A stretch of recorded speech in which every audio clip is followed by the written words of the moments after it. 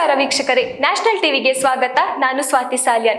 ದ್ವೇಷ ಹುಡ್ಕೊಂಡ್ರೆ ಮನೆ ಮಠ ಹಾಳು ಎನ್ನುವ ಮಾತಿದೆ. ಹಾಗೆ ಇಲ್ಲೊಂದು ಘಟನೆ ಬೆಳಕಿಗೆ ಬಂದಿದೆ. ಚಿಕ್ಕಬಳ್ಳಾಪುರದ ಬಾಗೇಪಲ್ಲಿ ತಾಲೂಕಿನ ದೇವಿರೆಡ್ಡಿಪಳ್ಳಿಯಲ್ಲಿ ಹಳೆಯ ದ್ವೇಷದ ಕಾರಣ ಒಂದೇ ಕುಟುಂಬದ 8 ಮಂದಿಗೆ ವಿಷ ನೀಡಲಾಗಿದ್ದು, ಕುಟುಂಬಸ್ಥರು ಅಸ್ವಸ್ಥಗೊಂಡಿದ್ದಾರೆ. ಸಾಂಬಾರಿಗೆ ವಿಷ ಬೆರೆಸಿ ಈ ಕೃತ್ಯವನ್ನ ಮಾಡಲಾಗಿದ್ದು, ಮೂವರ ಸ್ಥಿತಿ ಚಿಂತಾಜನಕವಾಗಿದೆ. ಪೊಲೀಸರು ಪ್ರಮುಖ ಆರೋಪಿಗಳನ್ನ ಬಂಧಿಸಿದ್ದು, ತನಿಖೆ ಮುಂದುವರೆದಿದೆ. ದೇವಿರೆಡ್ಡಿಪಳ್ಳಿಯ ಮದ್ದಾರೆಡ್ಡಿ ಮತ್ತು ಪಾಪಿರೆಡ್ಡಿ ಎಂಬುವರು ಅಕ್ಕಪಕ್ಕದ ಮನೆಯವರಾಗಿದ್ದು, 2 ವರ್ಷಗಳ ಹಿಂದೆ ಇವರಿಬ್ಬರ ನಡುವಿನ 3 ಅಡಿ ಖಾಲಿ ಜಾಗದ ಸಲುವಾಗಿ ಜಗಳವಾಗಿತ್ತು. ಇದೇ ದ್ವೇಷದ ಹಿನ್ನೆಲೆಯಲ್ಲಿ ಚೌಡಾರೆಡ್ಡಿ ಎಂಬಾತನಿಗೆ ಸುಪಾರಿ ಕೊಟ್ಟ ಪಾಪಿರೆಡ್ಡಿ ಕುಟುಂಬದವರ ಆಹಾರದಲ್ಲಿ ವಿಷ ಬೆರೆಸುವಂತೆ ಹೇಳಿದ್ದ. ಹಾಗೆಯೇ ಮದ್ದಾರೆಡ್ಡಿಯ ಅಡುಗೆ ಮನೆಗೆ ನೀರು ಕುಡಿಯುವ ನೆಪದಲ್ಲಿ ತೆರಳಿದ್ದ ಚೌಡಾರೆಡ್ಡಿ ಅದೇ ಸಮಯದಲ್ಲಿ ಸಾಂಬಾರಿಗೆ ವಿಷವನ್ನ ಬೆರೆಸಿದ್ದ. ವಿಷ ಸೇವಿಸಿದ ಮೂವರ ಸ್ಥಿತಿ ಚಿಂತಾಜನಕವಾಗಿದೆ.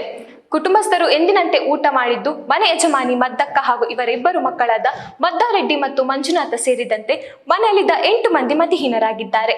ಹಳೆ ಜಗಳದಿಂದ ಹುಟ್ಟಿಕೊಂಡ ಈ ದ್ವೇಷದ ಜ್ವಾಲೆ ಒಂದು ಕುಟುಂಬವನ್ನೇ ಸಾಯಿಸುವುದರ ಮಟ್ಟಿಗೆ ಹೋಗಿದೆ. ಮದ್ದಾರೆಡ್ಡಿ ಪತ್ನಿ ಭಾಗ್ಯಮ್ಮ, ಮಗಳು ಮಣಿ, ಮಂಜುನಾಥನ ಪತ್ನಿ ಈಶ್ವರಮ್ಮ, ಮಂಜುನಾಥನ ಮಗ ಸುಬ್ರಹ್ಮಣಿ ಹಾಗೂ ಸಂಬಂಧಿ ಬಾಲಕಿ ಭಾನುಶ್ರೀ ಈ 8 ಜನ ವಿಷ ಸೇರಿಸಿ ಆಸ್ಪತ್ರೆ ಪಾಲಾಗಿದ್ದಾರೆ. ಈ 8 ಜನರನ್ನ ವಿವಿಧ ಆಸ್ಪತ್ರೆಗಳಿಗೆ ದಾಖಲಾಗಿದ್ದು, ಸದ್ಯಕ್ಕೆ ಮಂಜುನಾಥ ಹಾಗೂ ಮದ್ದಾರೆಡ್ಡಿ ಸೇರಿದಂತೆ ಸುಬ್ರಹ್ಮಣಿ ಸ್ಥಿತಿ ಚಿಂತಾಜನಕವಾಗಿದೆ.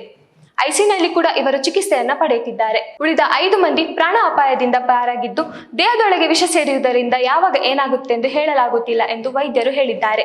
ಈ ಹಿನ್ನೆಲೆ ಎಸ್ಪಿ ಕುಶಲ್ ಚೌಕ್ಸಿ ಸೇರಿದಂತೆ ಬಾಗೇಪಲ್ಲಿ ಪೊಲೀಸರು ಗ್ರಾಮಕ್ಕೆ ಭೇಟಿ ನೀಡಿ ಪರಿಶೀಲನೆ ನಡೆಸಿದ್ದು, ಪ್ರಕರಣದ ಪ್ರಮುಖ ಆರೋಪಿಗಳಾದ ಪಾಪಿರೆಡ್ಡಿ ಮತ್ತು ಚೌಡಾರೆಡ್ಡಿಯನ್ನ ಬಂಧಿಸಲಾಗಿದೆ.